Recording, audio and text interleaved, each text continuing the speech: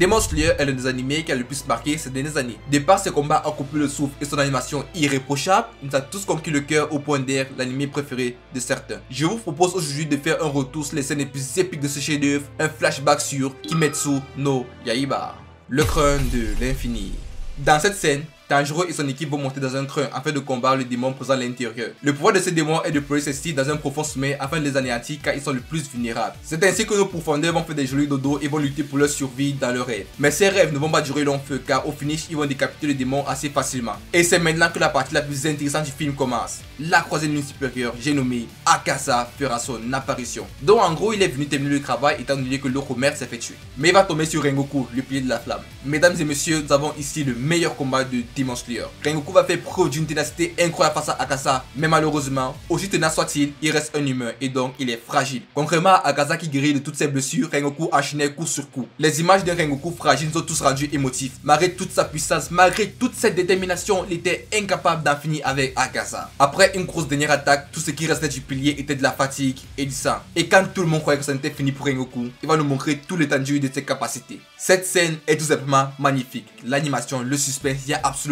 rien à redire. Et à ce moment-là, on se posait tous une question. Rengoku va-t-il enfin réussir à éliminer Akaza? Accompagné par un bijou d'animation, nos combattants vont simultanément utiliser leur technique la plus puissante. Mais comme dans tous les combats, il faut un vainqueur. Transpercé par le bras d'Akaza, Rengoku va commencer à être nostalgique. Et à ce moment-là, j'ai su que ça n'était déjà fini pour lui. Quand vous voyez les flashbacks dans les animés, soit le mec va avoir un level up, soit il va juste crever. Mais Rengoku prit une décision. S'il devait crever, quitte à mourir avec le démon. La seule carte du plié était maintenant de jouer sur le temps, car le démon mourra si les rayons du soleil le touchent. Mais finalement, Akaza va réussir à se barrer à temps et va ainsi laisser Rengoku dans son agonie. Moi de base, je suis pas le mec super émotif quand je vois un personnage en train d'agoniser. Mais bizarrement, j'étais sensible à la mort de Rengoku. Avec toute sa détermination, laisser les démons gagner le duel était beaucoup trop injuste. Et j'étais pas le seul à le penser. Tanjiro, le petit sanglier, même le corbeau était du même avis que moi. La mort de Rengoku est un peu comme celle de Azuma dans Naruto. Tout le monde s'en foutait de lui, mais tellement sa mort a été bien réalisée, il est maintenant à jamais un de nos héros dans Demon Slayer.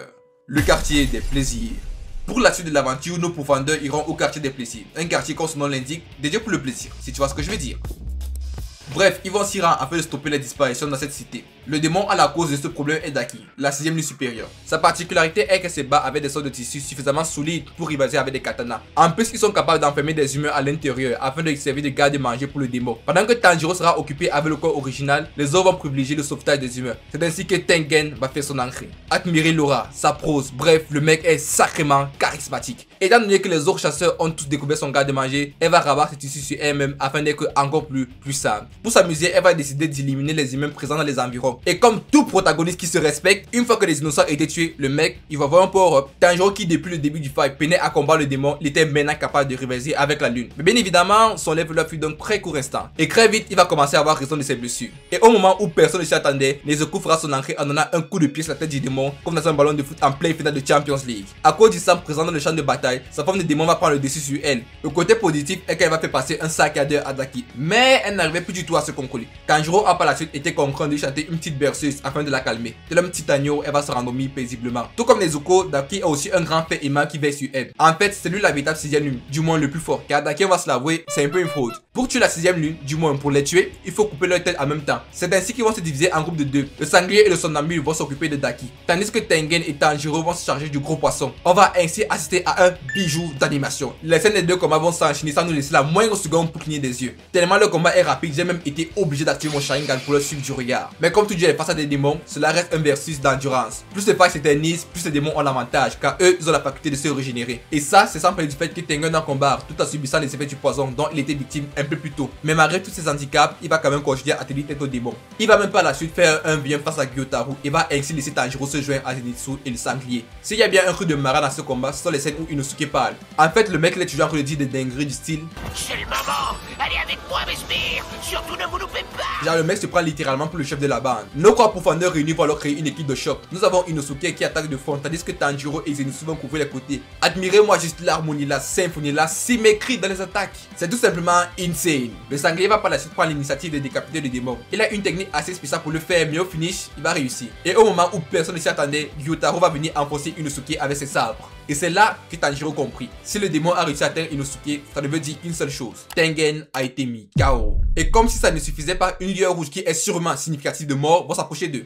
Et c'est ainsi que Zenitsu va se sacrifier pour sauver Tanjiro. Après cette attaque, le quartier des plaisirs s'est transformé en un véritable quartier des ténèbres. Ok, faisons un petit rapport sur l'équipe. Zenitsu et HS, le sanglier, Kao, le pilier. Pareil, il ne restait plus que Tanjiro qui était à peine à mesure de se battre. Mais terrorisé par le démon, il ne va même pas lui opposer la moindre résistance. Submergé par la panique, sa seule option était de prendre son courage à deux mains et de s'enfuir. Mais figurez-vous que cette fuite en fait n'était qu'une ruse afin d'apprêter sa contre-attaque. C'est ainsi que Tanjiro va fonder tous ses espoirs sur ce kunai empoisonné qui va ralentir les mouvements du démon. Et ceci marquera le début de la remontada. Gyotaro qui était au bord de la mort va se faire aider par sa sœur. Mais en fait non, parce que Zenitsu va miraculeusement ressusciter des morts pour ainsi la conquérir. Dites-vous que Zenitsu il fait tout cela juste avec un seul souffle. Je me demande bien quel serait son niveau s'il maîtrisait d'autres mouvements de son souffle. Mais une chose est sûre, il serait sacrément badass. Alors que les effets du poison vont légèrement s'estomper, Gyotaro va réussir à reprendre le dessus sur Tanjiro. Et tout à coup, l'homme de la prophétie, l'élu du peuple, le sauveur. Ok, j'abuse un peu. Bref, Yuzui Tengen va faire son comeback. Mais quelle ténacité exceptionnelle. Juste pour rappel, le mec combat une lune supérieure avec juste un seul bras, les organes vitaux sacrément amochés et le poison qui agit sur son corps depuis le début du fight. Le pilier et le démon vont tous les deux se rendre coup pour coup. Une égalité sans pareil règne dans l'atmosphère. Et on a même eu le droit à cette merveille d'animation. Les explosifs avec la rage dans leur regard rendent le combat beaucoup trop kiffant. Tanjiro va par la suite venir aider Tengen afin d'en finir avec ce combat une bonne fois pour toutes. Et cela marque le début de la double attaque. Parce que Zenitsu et le sanglier seront eux aussi sur le coup de décapiter Daki. Et finalement, ils vont réussir à décapiter les deux démons. Mais à quel prix? Tanjiro était devenu totalement sourd et muet à cause du poison. Quitte à mourir, les démons vont alors tenter une dernière attaque afin d'amener les profondeurs 6 pieds sous terre avec eux. Mais Nezuko va la stopper. Et comme dans un conte de fées, tout est bien qui finit bien. Le rassemblement des lunes supérieures. Comment parler de moment culte sans parler de cette partie? En gros, les démons les plus balèzes vont se faire convoquer par Muzan, leur chef, car un de leurs a été tué. Dans cette scène, on a pu voir toutes les lunes supérieures pour la première fois avec leurs différentes personnalités. On a par exemple la 4e lune qui est intimidée par absolument tout et rien. On peut aussi parler du sarcastique Doma qui fait tout pour énerver la 3e lune. D'abord, le mec l'appelle Asaka. Pour faire genre, il connaît pas son nom. Et Akaza, comme toujours, ça va le rendre furax. Pour se venger, il va décider de lui frapper sous prétexte qu'il a désobéi à Muzan. Et à ce moment-là, le Big Boss, la 1re lune supérieure est venue mettre tout au clair. Akaza, tu vas beaucoup trop loin. Akaza.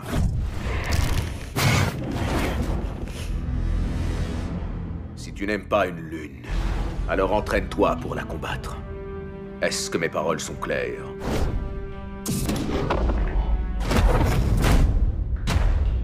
Ce démon est un peu comme l'aîné de la famille. Il est littéralement venu remettre son cadet à sa place. Ensuite, on enchaîne directement avec un plan qui nous montre comment la 4e lune est venue remplir sa mission. Le plus amusant avec ce démon est qu'il passe son temps à jouer à la victime. On se demande bien comment une créature aussi insignifiante, aussi peureuse, a fait pour devenir une lune supérieure. Mais en fait, ce démon est capable de se multiplier à force qu'on lui coupe la tête. Et ce sont entre guillemets ses doubles qui sont ses gardes du corps. Des bras rois qui ont tous un pouvoir distinct. Et Tokito, le pilier de la brume, va justement empiler les frais. C'est ainsi qu'ils vont se multiplier au fur et à mesure jusqu'à devenir cadres. Nos épées vont enchaîner les attaques, mais tout cela sera inefficace. Tanjiro a même cru que leur couper la tête en même temps les anéantirait. Nos profondeurs vont alors se poser une question. Quel est donc le véritable point faible? Ils vont par la suite découvrir que le point faible de ce démon c'est son corps originel tout fébrile. Mesdames et messieurs, cela marque le début de la chasse à l'homme. Admirez-moi ce mini démon qui court le plus vite possible afin d'éviter la mort. C'est tellement mignon et marrant en même temps. Tellement les prédateurs étaient prêts d'éliminer leur proie, les gars du corps n'ont guère eu le choix de fusionner. Ce mélange a fait naître un démon bien trop puissant pour nos épéistes. C'est alors là que le pilier de l'amour va venir prendre la relève. Par la force de l'amour, elle va se charger de mettre en pièces toutes les attaques du démon. Les novices vont alors continuer leur quête, celle d'éliminer le démon original. À un moment donné, j'ai même commencé à avoir de la peine pour le démon. Je vous rappelle que ce démon, sans ses bras croix, est quasiment inoffensif.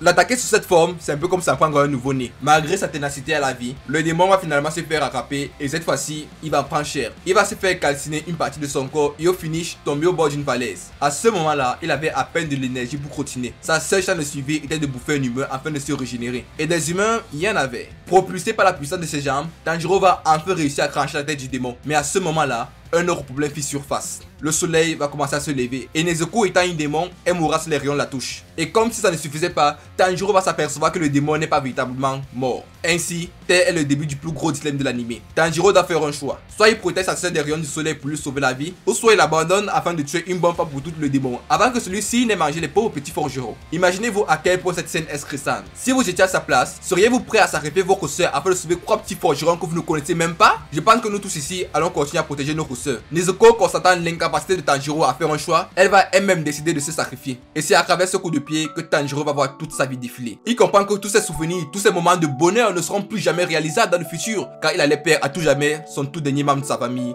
il allait perdre sa sœur. Incapable de changer ce triste destin, il va alors accepter la situation telle qu'elle. Comme un brave pourfendeur, il va courir vers le démon malgré lui. Rempli de rage, rempli de colère, il va enfin lui cracher la tête une bonne fois pour toutes. Ce fut une victoire assez amère pour notre héros. Tuer un démon auprès de sa sœur, on peut se l'avouer, c'est plutôt une défaite. Alors qu'il croyait que sa sœur était bel et bien morte, tel un miracle, il va remarquer qu'elle est toujours vivante. Et de surcroît, elle est redevenue humaine. Une joie incommensurable va remplir Tanjiro. Il va de nouveau écouter la tendre et douce voix de sa sœur. Je pense que nous sommes tous d'accord pour affirmer que c'est l'une des scènes les plus lourdes en émotion, si ce n'est la plus émotive de tout Demon Slayer. Ce combat qui remplit de tant d'embûches va ainsi se terminer par une vague d'émotions positives. Mais le bonheur, figurez-vous que ça rime avec malheur. Et du malheur, il y en a plein à craquer durant l'entraînement des piliers.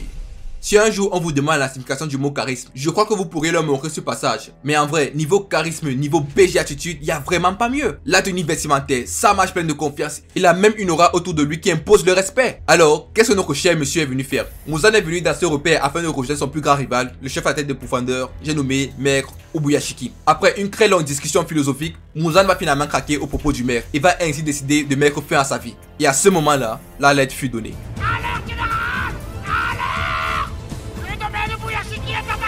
Pris par la panique, ils vont tous se précipiter vers le domaine, mais c'était un peu trop tard. Par la volonté de Muzan, le domaine va entièrement se réduire en cendres, anéantissant ainsi Ubuyashiki et sa famille. Mais figurez-vous que le maître était un peu plus malin que ça. Alors, qu'as-il fait concrètement? Le maître a dissimulé des explosifs afin de limiter les facultés régénératives de Muzan pour que les piliers puissent l'anéantir plus facilement. C'est un bon plan d'attaque, mais sacrifier toute sa famille avec, il faut vraiment avoir des couilles pour le faire. Alors que Muzan commençait à peine de se remettre de ses blessures, il va se faire trahir par une des leurs. Et au moment où personne ne s'y attendait, le plus balèze des piliers fera son apparition. Vous ne trouvez pas qu'il y a un truc qui cloche dans ce passage? Donc c'est ça son katana? Non mais c'est pas un katana ça c'est une arme de destruction massive. Bref, bien évidemment pour tuer Muzan, juste lui cracher la tête ne suffira pas. Pour se débarrasser de lui, nos piliers seront dans l'obligation de le combattre jusqu'au lever du soleil. Lorsque les piliers vont découvrir que c'est Muzan le démon à l'origine de tout ce chaos, ils vont tous brandir leur katana avec un regard synonyme de mort. Vous ne trouvez pas que c'est un peu trop beau pour être vrai? Donc Muzan allait venir dans le repère des pourfendeurs sans plan? Bien sûr qu'il en avait. Tout à coup, tous les pourfendeurs vont se faire téléporter dans la forteresse paradimensionnelle qui n'est nul autre que le QG des démons. Ai-je encore besoin de parler de cette beauté d'animation? Pendant que certains pays seront terrorisés, on a notre sanglier qui est tout excité comme toujours. Et surtout, on a notre Goats qui est déjà prêt pour le combat. C'est sur cette dernière scène que va s'achever le meilleur épisode de Demon Slayer. Mais cette fin va, je l'espère, être comblée durant le film La Forteresse de l'Infini qu'on attend tous avec impatience. En attendant qu'il sorte, vous pourrez réaliser vos bonnes actions du jour. Et quoi de mieux que de vous abonner à ma chaîne. Mais les vrais pourfendeurs ne vont pas s'arrêter là. Les Goats vont liker la vidéo et rejoindre mon serveur Discord. Merci pour votre attention. Sur ce, c'était Maxime. Good game.